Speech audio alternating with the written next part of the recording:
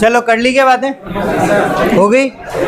अब वापस पढ़ लें, ठीक है, आ जाओ। चलो नेक्स्ट बात करें बेटा। अगला जो हमारे जो मेथड्स है वो है अधोसतह मेथड या फिर हमारे जो सब सरफेस इरिगेशन है। ठीक है, सब सरफेस इरिगेशन के लिए कुछ याद नहीं रखना है, एक सिंगल लाइन भी नहीं, बस इतना सा याद रख लो। सब सरफेस का मतलब क्या है? जमीन से नीचे। ठीक है, तो जमीन से नीचे हम क्या करते हैं बेटा? पाइप का यूज करते हैं। उसके अंदर हम परफोरेटेड या छिद्र वाले पाइप यूज करेंगे। उनके अंदर जब पानी जाएगा तो उसकी वजह से हमारे जो सॉइल का जो अपर लेयर है या जो सतह है वहां पर पानी नहीं आएगा, केवल कहाँ रहेगा? नीचे की तरफ रूट जोन में। तो डायरेक्टली हमारी जो जड़ें हैं पौधे की उनको पानी मिल जाता है। ठीक है, इससे ज्यादा कुछ भी एक्स्ट्रा उसमें याद रखने की जरूरत नहीं है। ओके, चलिए नेक्स्ट जो हमें मेन याद करना है बेटा वो हमारे कौन से हैं? Pressurised irrigation method. कौन से करने हैं? प्रेशराइज्ड इरिगेशन मेथड, या फिर हम बात करेंगे कौन से? हमारे दबाव वाली विधियां। ओके, दबाव वाली विधियां जो है इसको अच्छे से डिस्कस कर लें बेटा। सबसे ज्यादा क्वेश्चन जो है वो आपके इन्हीं मेथड से पूछे हुए हैं। ठीक है, जितनी हमारी वो 6 की 6 जो हमारे मेथड है उससे ज्यादा इंपॉर्टेंट ये है, दोनों के दोनों। ठीक है, अब यहाँ पर सबसे पहले हम बात करेंगे, दो हमें मेन बात करनी है। एक कौन सा है हमारे पास? फव्वारा, या फिर हम इसको क्या कहेंगे? स्प्रिंकलर, या फिर इसी को कहा जाता है बौछार विधि। क्या कहा जाता है? बौछार विधि कहा जाता है। ठीक है, क्यों? कारण क्या है बेटा? क्योंकि इससे जो पानी डिलीवर हो रहा है वो कैसा है? बौछार के रूप में। किसके रूप में? बारिश के रूप में, बौछार के रूप में होता है। समझ में आ गई बात? ठीक है, चलिए अब इसके लिए हम बात कर लें। सबसे पहले तो फव्वारा या स्प्रिंकलर जो है वो हमारे लिए एक ऐसी विधि है जिसमें हमने पानी की जो बचत है उसको बढ़ाया है और पानी की जो खपत हो रही थी, मींस पानी जो वेस्ट हो रहा था उसको हमने क्या किया है? कम किया है। ठीक है, आज आप देखते होंगे ज्यादातर जो हमारा जयपुर वाला एरिया है, झुंझुनू सीकर वाला जो बेल्ट है, वहां पर इरिगेशन जो वीट में, मस्टर्ड में किया जाता है वो किससे करते हैं? स्प्रिंकलर से। किससे कर रहे हैं बेटा? ठीक है, उसका कारण क्या है कि वहां पर जो कुएं हैं वो अब धीरे धीरे सूखने लगे हैं, मतलब काफी कम पानी रह गया है। ठीक है, तो वो उस कम पानी का भी उपयोग जो है वो कर रहे हैं, और जितना हम यहाँ पर पानी वेस्ट करके यूज करते हैं इससे ज्यादा अच्छा वो स्प्रिंकलर मेथड जो है उसके थ्रू इसका यूज कर रहे हैं। ठीक है, चलिए एक बार इसको देख लें। स्प्रिंकलर मेथड जो है इसमें पहली चीज हमें क्या याद रखनी है? क्या हो गया?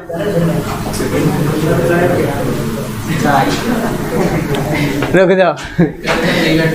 पहली चीज याद क्या रखनी है बेटा? फव्वारा विधि जो है इसका डायग्राम बनाने की जरूरत है क्या? जानते हो, नॉर्मल है। ठीक है, अब यहाँ पर हमें इसके जो कुछ पार्ट्स हैं वो याद रखने हैं। ठीक है, पार्ट्स कौन कौन से बेटा? फव्वारा के अंदर सबसे पहले हमारे पास याद रखना है इसका जो पाइप हमारे पास होता है वो दो टाइप के होते हैं। ठीक है, एक तो होता है इसके अंदर जो हमारी मेन लाइन है, कौन सी लाइन है बेटा? ठीक है, और दूसरी हमारे पास जो है वो कौन सी है? सब लाइन। मेन लाइन के पाइप को याद रखने की जरूरत नहीं, उसकी लंबाई जो है वो डिपेंड करती है कि पंप से कितनी दूरी है उस पर। ठीक है, लेकिन जब हम बात करते हैं सब लाइन के पाइप की तो इसकी जो लंबाई है वो फिक्स है, और ये क्वेश्चन जेट में पूछा हुआ है। ठीक है, इसके लिए ध्यान रखें, सब लाइन का जो पाइप होता है ना बेटा उसकी लंबाई कितनी है? तो हम लिखेंगे कितनी होती है? 20 फीट होती है। कितनी होती है? 20 फीट, या फिर इसको हम लिख सकते हैं 6 मीटर। क्या लिख सकते हैं? 6 मीटर। ठीक है, तो आपके जो फव्वारा या फिर जो स्प्रिंकलर है उसके पाइप की लेंथ कितनी होती है? 6 मीटर या फिर 20 फीट होती है। ठीक है, सेकंड हम बात करें इसके अंदर दूसरा हमारे पास जो पार्ट है बेटा उसको हम क्या बोलते हैं? जो इंपॉर्टेंट याद रखना है वो है राइजर। क्या नाम है? राइजर। इसको वैसे हम पूरा नाम लिखते हैं, वो लिखते हैं राइजर पाइप। क्या कहते हैं बेटा? Riser pipe. और तीसरा हमारे पास जो इंपॉर्टेंट पार्ट है वो कौन सा है? नोजल। कौन सा है बेटा? ठीक है, तो ये हमारे पास 3 जो इसके पार्ट्स है वो हमें याद रखने हैं, तीनों पार्ट इंपॉर्टेंट है बेटा, ठीक है। राइजर की बात करें तो इसके लिए हमें एक पॉइंट याद रखना है कि ये बना किसका होता है, ठीक है। तो राइजर पाइप जो है ये किससे बनाया जाता है बेटा, पीतल से। किससे बनाया जाता है,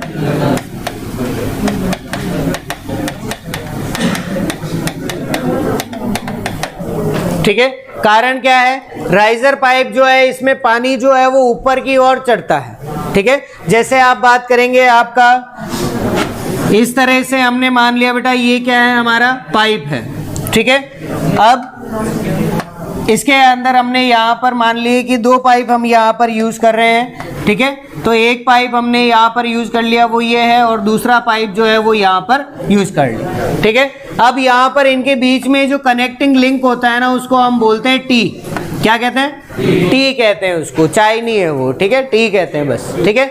अब इस टी के ऊपर क्या होता है बेटा, एक पतला सा पाइप जो है वो यहाँ पर लगा रहता है, ठीक है। इसको हम कहते हैं राइजर पाइप। क्या कहेंगे, और इस राइजर पाइप के ऊपर जो है वो यहाँ पर लगी रहती है नोजल, जिससे पानी जो है वो खेत के अंदर बिखरता है, ठीक है। तो 3 मेन हमारे पास जो चीजें हैं वो आ गई बेटा।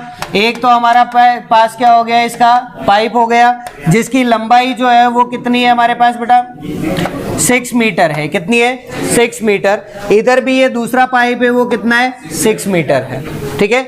एक जो हमारा पाइप है उसकी 6 मीटर होगी, 2 पाइप एक साथ हो तो 12 मीटर हो जाएगी, ठीक है। ये हमारे पास जो है बेटा वो क्या है, राइजर पाइप। क्या है ये, राइजर। और ये जो है हमारे पास ये क्या है, नोजल है। क्या है बेटा, नोजल। तो ये 3 पार्ट्स हमें याद रखने हैं।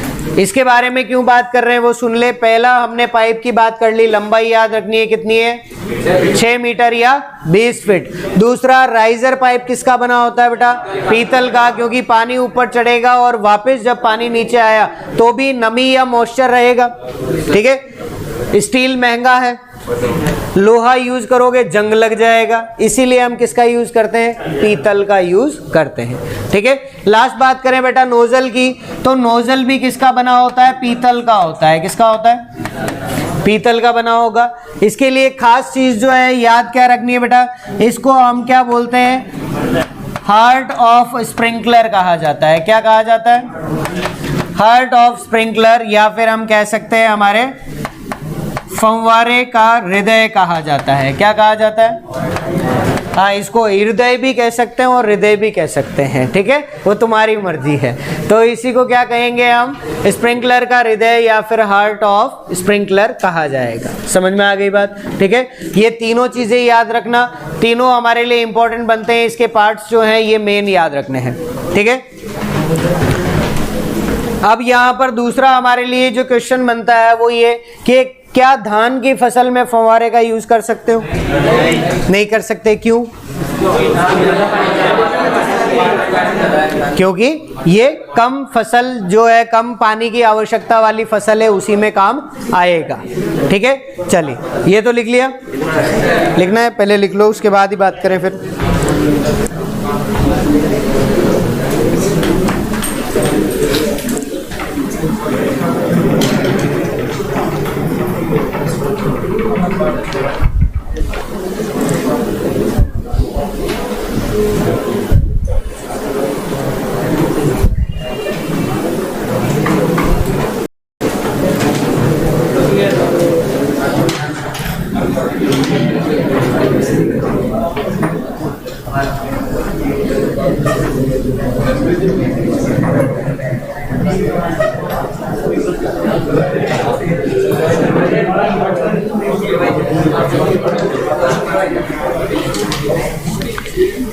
चलो लिख लिया, अभी भी नहीं लिखा, बनाना क्या, पाइप ही तो बनाना, जल्दी बनाओ।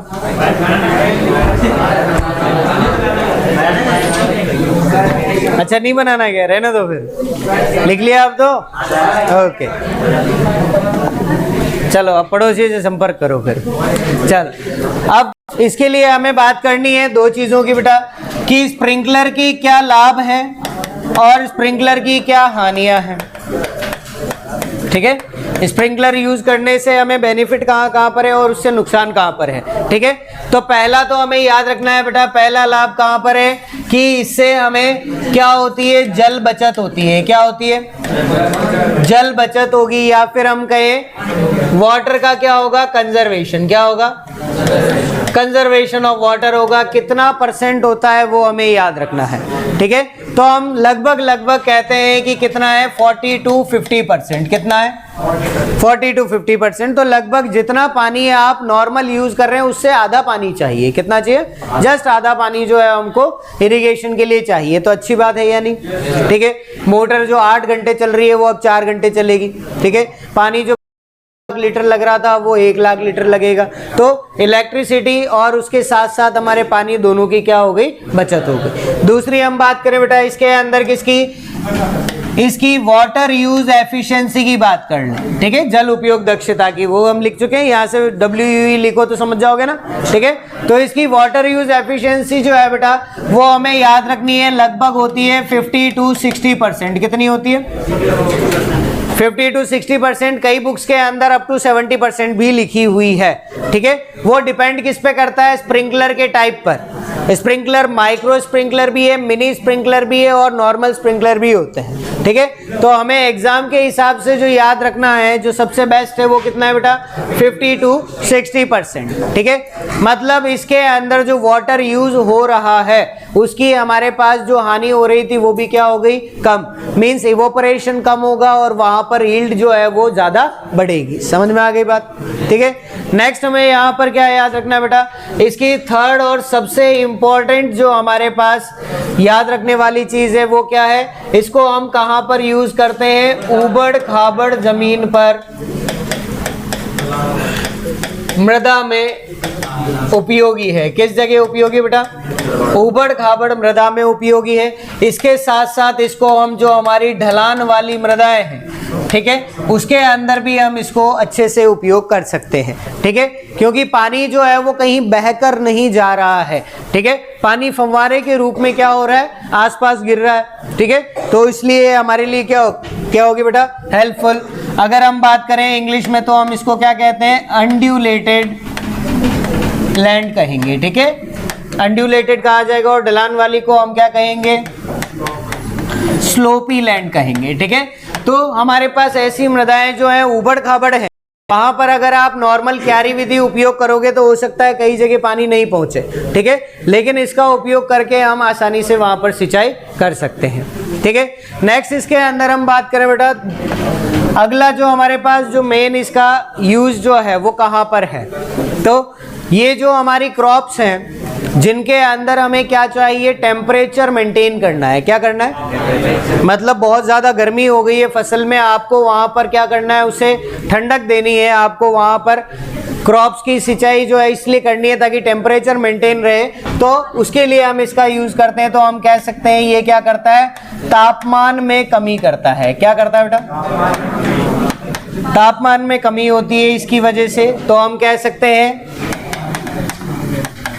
टेम्परेचर मेंटेन करने का काम जो है वो करता है। हाँ बेटा, पानी से पाले से बचाव के लिए, ओके। तो टेम्परेचर मेंटेन के अंदर वही चीज आएगी, एक बार इसको देख लें, समझ लो।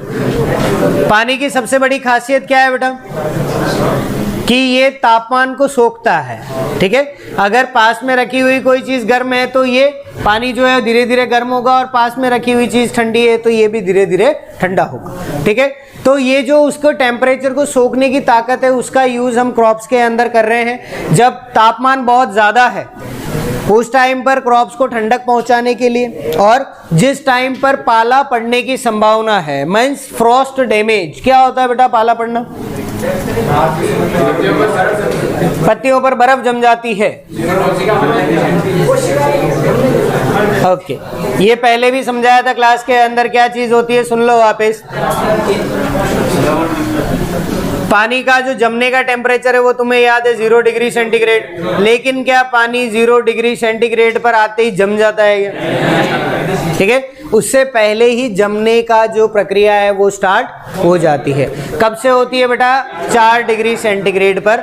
और वहाँ की खास बात भी बताई थी कि हमारे पानी का जो डेंसिटी या हम कहें हमारा जो वॉल्यूम है वो वॉल्यूम सबसे ज़्यादा कब होता है? 4 डिग्री सेंटीग्रेड पे। ठीक है, तो जब वॉल्यूम बढ़ेगा तो हमें पता है कि हमारे प्लांट की जो सेल है, कोशिका है,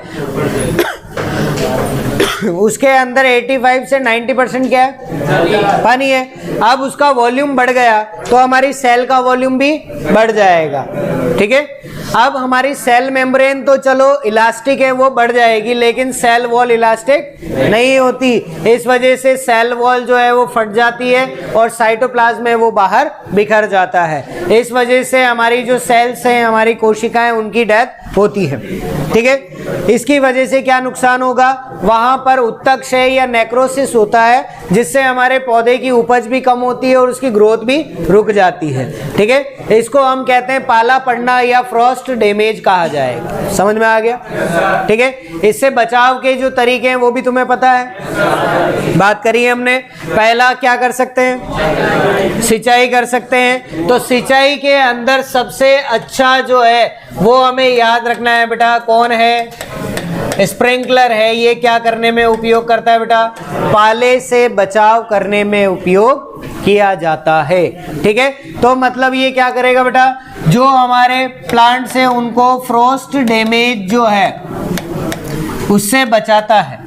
ठीक है, लेकिन एक खास बात जो है वो यहाँ पर याद रखनी होती है। हम ये रट तो लेते हैं कि ये फ्रॉस्ट डैमेज जो है उसको कम करता है, लेकिन कम तब करेगा जब आप स्प्रिंकलर का यूज सुबह के टाइम पर करोगे। ठीक है, कभी स्प्रिंकलर रात को चलते हुए देखे तुमने? सर्दियों में, गर्मियों में तो चलते हैं, गर्मियों में नहीं कह रहा मैं, सर्दियों में देखा है कभी स्प्रिंकलर रात में चल रहे हो? नहीं होता। रीजन क्या है बेटा? वहां पर ये टेम्परेचर को सोख लेता है और खुद इसकी बूंदें ठंडी हो जाती है, तो हमारी क्रॉप में डैमेज कम होने की जगह ज्यादा हो जाता है। इसीलिए हम नाइट के टाइम पे स्प्रिंकलर जो है वो रबी क्रॉप्स में यूज नहीं करते हैं। ठीक है, ये चीज याद रखना। ये बचाता जरूर है, लेकिन नाइट के टाइम पे यूज करोगे तो बचाने की जगह और ज्यादा डैमेज कर देगा। ठीक है, लास्ट में इसके अंदर जो याद रखना है बेटा, टेम्परेचर भी मेंटेन करता है। इसके साथ साथ जब हम स्प्रिंकलर का यूज करते हैं तो उसके अंदर हमें याद रखना है ये कम दूरी वाली फसलों में उपयोगी है। किसके अंदर बेटा? कम दूरी वाली, और उसके साथ साथ कम ऊंचाई वाली। कौन सी बेटा? कम दूरी वाली और कम ऊंचाई वाली जो हमारी फसलें हैं उसके अंदर उपयोगी होता है। ठीक है, अगर हम बात करें गन्ने की, तो क्या गन्ने में फव्वारा यूज करोगे? नहीं कर पाएंगे। जब तक छोटा है तब तक ठीक है, लेकिन अगर उसकी लंबाई स्प्रिंकलर से ऊपर चली गई तो अब आप इसका यूज नहीं कर सकते। क्या मक्का में यूज कर सकते हो? नहीं कर सकते। ठीक है, तो इसका मेन यूज कहां पर होगा बेटा? जो कम दूरी वाली और कम ऊंचाई वाली फसलें हैं उसके अंदर इसका यूज किया जाता है। ठीक है, समझ में आ गया? कोई डाउट इसके अंदर नहीं? चलिए नेक्स्ट बात कर ले बेटा इसकी हानियों की, कि इससे नुकसान हमें क्या क्या हो रहे हैं। ठीक है, तो पहला तो ये कि अगर हमारी क्रॉप जो है वो कैसी है बेटा? अधिक दूरी वाली है। कैसी है? अधिक दूरी वाली। या हम बात करें कैसी है? अधिक ऊंचाई वाली। कैसी बेटा?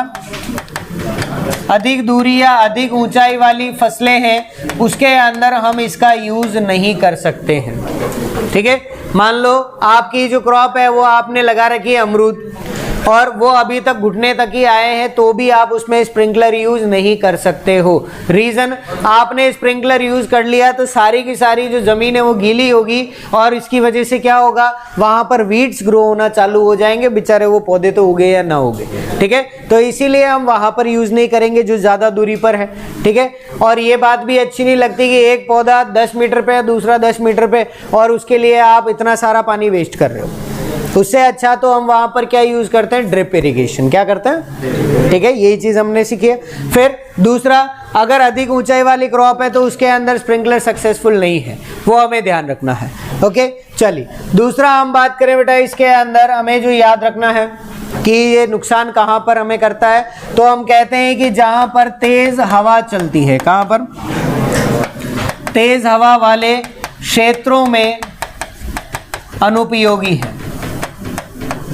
ठीक है, जहां पर ज्यादा तेज हवा चलती है, और इसके लिए भी याद रखना बेटा कितनी तेज होगी, 11 किलोमीटर प्रति आवर की रफ्तार से अगर ज्यादा तेज हवा चलती है तो आप वहां पर इसका उपयोग नहीं करोगे, ठीक है, क्योंकि इसकी वजह से उसका जो डिस्ट्रीब्यूशन है पानी का वो बराबर नहीं होगा, ये उसका मेन रीजन है, इसीलिए हम ज्यादा तेज हवा वाले क्षेत्रों में इसका उपयोग नहीं करते। समझ में आ गई बात, ठीक है। फिर इसके बाद तीसरा, हम इसका और उपयोग कहाँ नहीं कर सकते बेटा, जो हमारी अधिक जल मांग वाली फसलें हैं। कौन सी फसलें बेटा, अधिक जल मांग वाली जो फसलें हैं उसमें आप इसका उपयोग जो है वो नहीं कर सकते। जिसको ज़्यादा पानी चाहिए और आप स्प्रिंकलर से पानी पिला रहे हो तो उसका कोई मतलब नहीं निकलेगा, ठीक है, समझ में आ गया।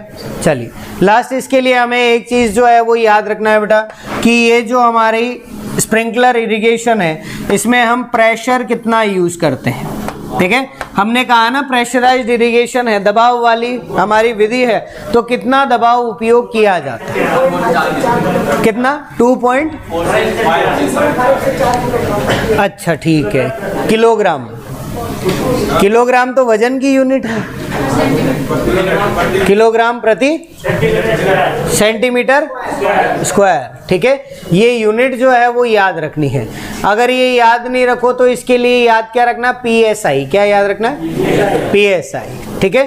तो ये हमारी यूनिट जो है वही सबसे मेन है बेटा, कितना रखते हैं हम, लगभग 2.4 किलोग्राम प्रति स्क्वायर सेंटीमीटर से लेकर लगभग हम यूज़ जो करते हैं नॉर्मली वो हम करते हैं 10 किलोग्राम प्रति वर्ग सेंटीमीटर तक, ठीक है। इतना इसके लिए यूज़ किया जा रहा है, क्योंकि अब हमारे पास ये फव्वारा सिर्फ इतना सा नहीं रहा कि इसके अंदर पानी जो है वो फव्वारे से जा रहा है। इसकी जगह अब हमारे पास आ चुका है रेन गन मेथड। क्या आ गया, रेन गन मेथड।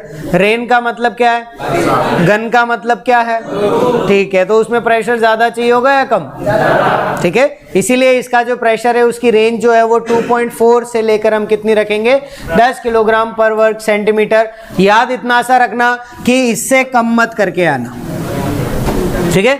2.4 से कम होगा तो वो कौन सा सिस्टम आ जाएगा, ड्रिप इरिगेशन। कौन सा आ जाएगा, ड्रिप इरिगेशन, जिसमें 0.5 से लेकर हम 2.5 तक यूज करते हैं, ठीक है। तो इससे कम करोगे तो आपका ड्रिप इरिगेशन आ जाएगा, इसलिए इससे कम नहीं करना और 10 से ज्यादा करने की जरूरत नहीं, ठीक है। तो 2.4 से कहां तक है, 10 किलोग्राम पर स्क्वायर सेंटीमीटर तक हमें इसका जो प्रेशर है वो हम यूज कर सकते हैं, ठीक है। कोई डाउट रहा है इसके अंदर, है? चलिए नेक्स्ट बात करें बेटा, लिख लिया ये, ओके। नहीं लिखा क्या, किसने नहीं लिखा, अच्छा सबसे पहले लिखता है तो हाँ बेटा, वो हम लास्ट में बात करेंगे, क्लॉगिंग के लिए है ना, दोनों के लिए बात करेंगे।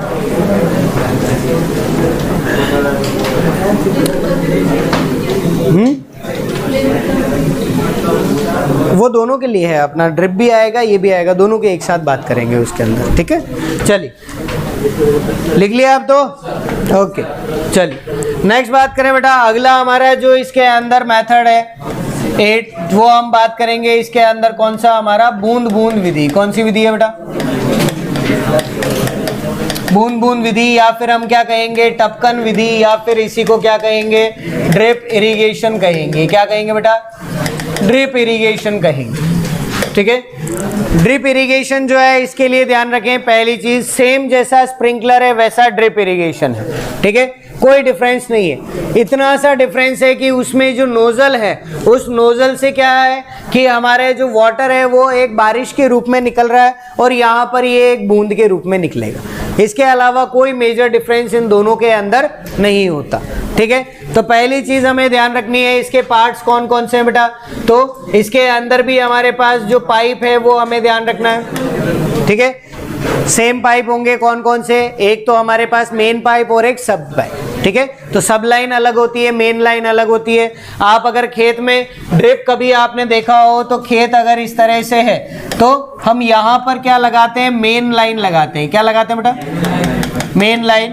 फिर इससे क्या चलते हैं, पूरे खेत के अंदर जो क्यारियां हैं उसके अंदर सब पाइप जो है वो लगाए जाते हैं और फिर यहाँ पर इनके बीच में क्या होते हैं, इस तरह से एमीटर होते हैं। क्या होते हैं बेटा?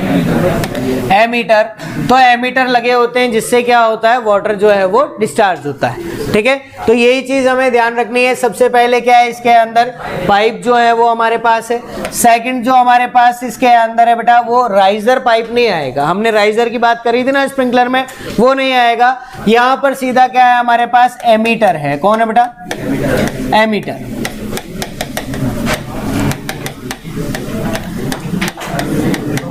एमीटर जो है वो बिल्कुल किसकी तरह है, हमारे नोजल की तरह। ठीक है, तो अगर हम बात करें इसके अंदर हार्ट ऑफ ड्रिप इरिगेशन, ठीक है, बूंद बूंद सिंचाई जो है उसका हृदय कौन है, तो हम क्या कहेंगे, एमीटर है। ठीक है, और फव्वारे का हृदय कौन है, नोजल है। समझ में आ गया, दोनों का डिफरेंस है। बूंद बूंद के लिए पूछेगा तो एमीटर करोगे, और अगर आपसे फव्वारे के लिए पूछा तो नोजल करोगे। समझ में आ गया? ठीक है, चलिए फिर इसके अंदर नेक्स्ट हमें जो बात करनी है बेटा, वो क्या है हमारा, इसमें यूज किया जाने वाला प्रेशर। ठीक है, वो हम कितना यूज करेंगे, 0.5 से लेकर 2.5 किलोग्राम पर स्क्वायर सेंटीमीटर तक यूज किया जाता है। ठीक है, मतलब सीधा सा कॉन्सेप्ट है, जहां पर इसके लिए यूज किया जाने वाला प्रेशर खत्म होगा वहां से स्प्रिंकलर के लिए स्टार्ट होगा। ठीक है, समझ में आ गई बात? ओके, फिर इसके अंदर नेक्स्ट जो है वो हम बात करें तो पहला कि ये हमारी जो ड्रिप इरिगेशन है इसको हम कहां कहां पर यूज कर रहे हैं। ओके, तो सबसे पहला तो हमें इसके लिए याद रखना है, it is most beneficial for fruit crops. किसके लिए है बेटा? फ्रूट क्रॉप्स के लिए। तो हम कह सकते हैं जो हमारे फल वृक्ष हैं, ठीक है, उन फल वृक्षों में क्या है, सर्वाधिक उपयोगी है। कैसी विधि है बेटा? सर्वाधिक उपयोगी विधि होगी। अगर आपको कोई सा भी मेथड दे रखा हो और वहां पर ड्रिप इरिगेशन दे दिया और पूछ लिया कि आपके फ्रूट क्रॉप्स में सबसे बेस्ट कौन है, तो क्या करना है, ड्रिप इरिगेशन। ठीक है, बिना सोचे समझे आप ड्रिप इरिगेशन कर सकते हो, बट वहां पर फ्रूट क्रॉप्स होना जरूरी है। ऐसा नहीं गेहूं पूछ लिया और तुम ड्रिप इरिगेशन करके आ गए। ठीक है, उसमें इतने एमीटर्स लगाने पड़ेंगे जिसका खर्चा ही लाखों में आ जाएगा, तो वो हम यूज नहीं कर सकते। नेक्स्ट, इसके लिए हमें याद रखना है कि इसको हम किस में यूज करते हैं बेटा, जो हमारी अधिक दूरी वाली फसलें हैं। कौन सी फसलें बेटा? अधिक दूरी वाली जो हमारी फसलें हैं, या हम कहें जिनकी क्या है बेटा, वाइडर स्पेसिंग है। ठीक है, जिनकी स्पेसिंग क्या होती है, ज्यादा होती है, उसके अंदर हम इसका यूज कर रहे हैं। ठीक है, नेक्स्ट हम बात करें इसके अंदर, ये जो हमारी मेथड है, इस मेथड के अंदर हमारा जो जल बचत हो रही है वो कितनी है। ठीक है, तो इसके लिए जल बचत जो है वो हमें याद रखनी है। जहां पर स्प्रिंकलर की जल बचत खत्म हो रही है वहां से इसकी जल बचत स्टार्ट होती है। सोच के बताएं। ठीक है, कितनी करेंगे, 50 से 75% तक। कितनी होगी, 50 से 75। ठीक है, तो इसकी जो जल बचत है वो 50% से 75% तक होगी। मतलब अगर किसी क्रॉप में 1000 लीटर वाटर की रिक्वायरमेंट हो तो इसमें कितनी चाहिए होगी, सिर्फ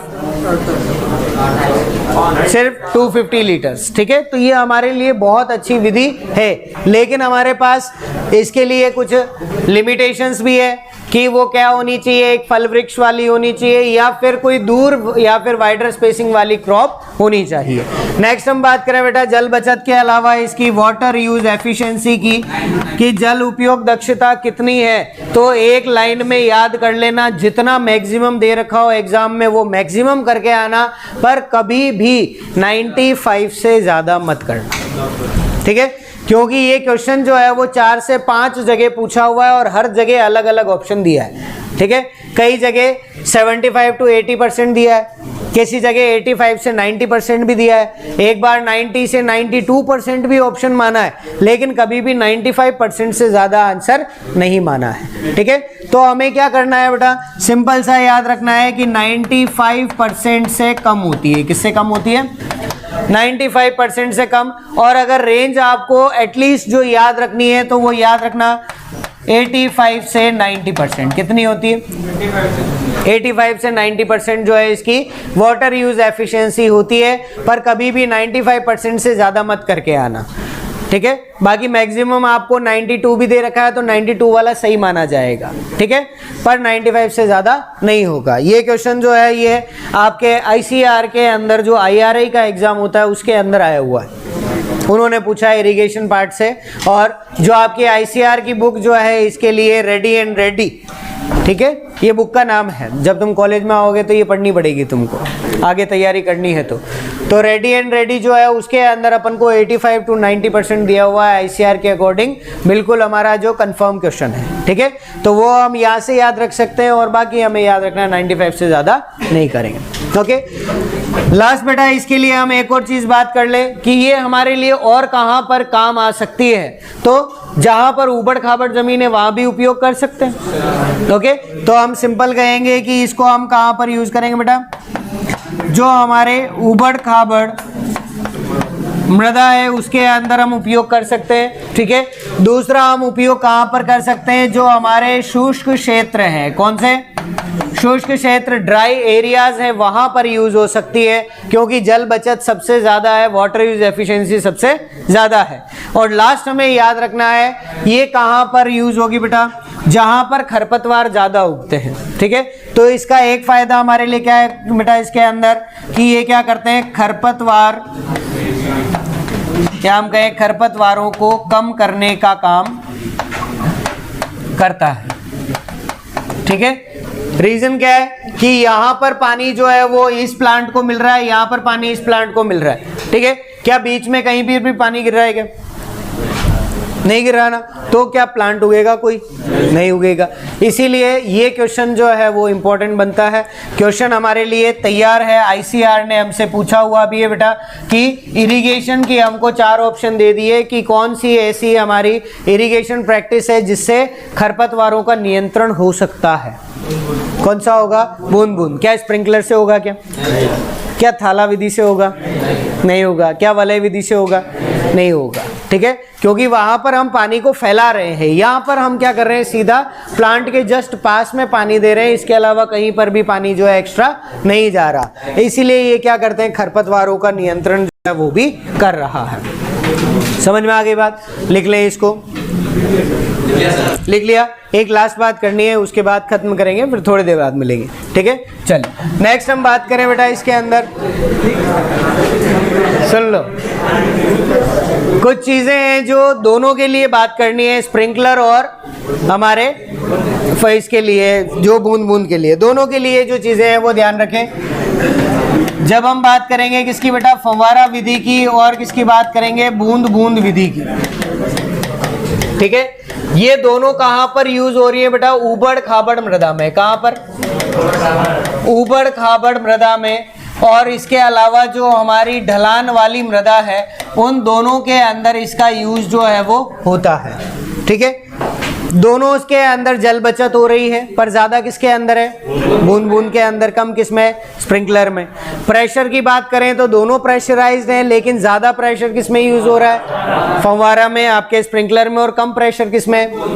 ड्रिप इरिगेशन या बूंद बूंद में है, ठीक है। नेक्स्ट हम बात करें बेटा, बात कर रहे हैं वही चीज है, दोनों के लिए बात कर रहे हैं ताकि वो डिफरेंस जो है वो एक साथ आ जाए। फव्वारा और बूंद बूंद जो हमारी विधियां हैं, इसके लिए याद क्या रखना है? दोनों जो है वो रेतीली मृदा में उपयोगी है। किसमें बेटा? रेतीली मृदा में उपयोगी हम कहेंगे जो हमारी सैंडी सॉइल्स हैं, उन सैंडी सॉइल्स के अंदर इसका यूज किया जाता है, ठीक है। और अगर एरियाज की बात करें तो रेतीली मृदाएं कहाँ पर मिलेगी बेटा? शुष्क क्षेत्रों में मिलेगी, या फिर हमारे जो ड्राई एरियाज हैं उन ड्राई एरियाज के अंदर मिलेगी, ठीक है। इन दोनों में से ज्यादा अच्छा कौन है? अगर इसकी बात करें रेतीली मृदा और हमारे शुष्क क्षेत्रों में सबसे अच्छी विधि कौन सी है? बूंद बूंद, ठीक है। हाँ बेटा, शुष्क क्षेत्रों के लिए फव्वारा है। फव्वारे में पानी कितना यूज हो रहा है? बूंद बूंद से ज्यादा हो रहा है। अगर हमको कोई क्रॉप देकर अगर पूछा हुआ है तब तो हमको क्रॉप के हिसाब से डिसाइड करना पड़ेगा। देखो ठीक है, ये अप्रोच जो है वो ध्यान रखना। अगर क्रॉप के हिसाब से पूछा है तो क्रॉप के हिसाब से जवाब दो। अगर क्लाइमेट के लिए पूछा है तब हमें एज ए क्लाइमेट हमें सोचना पड़ेगा कि हाँ कौन सा बेटर है। ठीक है, तो ज्यादा हम यहाँ पर क्लाइमेट के हिसाब से देखें तो कौन है, बूंद बूंद विधि जो है वो हमारी यहाँ पर बेस्ट आनी चाहिए। ठीक है, हमको यहाँ क्रॉप तो दी नहीं।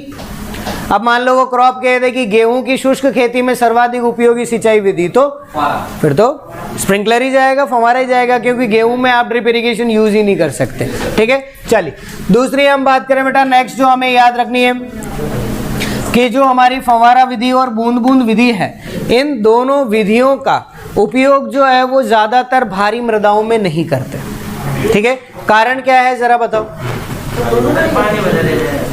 पानी भरा रह जाएगा। ठीक है, अब हाँ बिल्कुल सही बात है, अपन सतह पर जब पानी गिरा रहे हैं तो उसकी वजह से भारी मृदाओं में क्या होगा, ऊपर सतह तो गीली हो जाएगी, पानी भरने की तो दिक्कत है ही नहीं क्योंकि पानी कम यूज कर रहे हैं। ठीक है, पर वहां पर जो जल है वो सतह पर रह जाएगा, नीचे जा पाएगा क्या, नहीं जा पाएगा।